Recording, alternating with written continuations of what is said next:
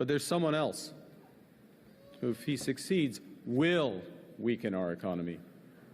It's Pierre Poilievre.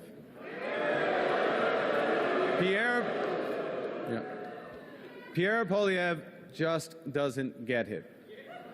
He is the type of lifelong politician, and I've seen this type around the world, a lifelong politician who worships at the altar of the free market despite never having made a payroll himself. And now, in the face of President Trump's threats, Pierre Poilievre still refuses to get his security clearance. At a time when our national security is under threat as it has never been before. At a time of immense economic insecurity, he would undermine the Bank of Canada. This is not leadership. It's ideology. It's ideology that betrays what we as Canadians value, each other. It's an ideology that also represents a fundamental misunderstanding of how the economy works. Now, unlike Pierre Poilievre, I've actually worked in the private sector. I know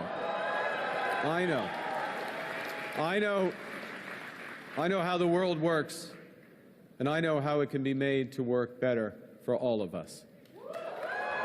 And that knowledge is especially useful now in the service of Canadians when we must build a new economy and create new trading relationships.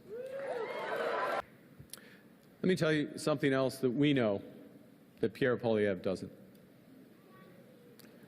We know that markets don't have values, people do. And we know as Liberals that it's our job to make markets, to make the economy work for all Canadians. These are the most powerful tool we've ever invented. They can find solutions to our greatest problems. And when the private sector, when the markets are governed well, they deliver great jobs and stronger growth faster than anything. But markets are also indifferent to human suffering, and they are blind to our greatest needs.